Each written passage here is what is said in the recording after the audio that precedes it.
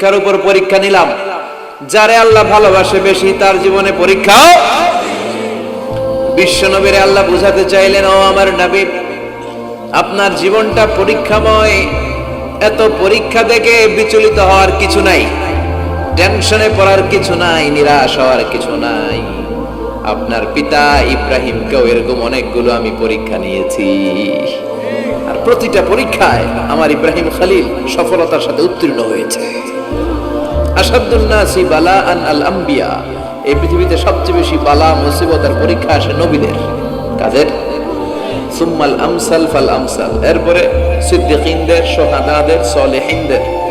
ইবতালা আর রাজুলু হাসাবা দীনি, ব্যক্তির দিনদারি যত বেশি তার উপর আল্লাহর পরীক্ষা।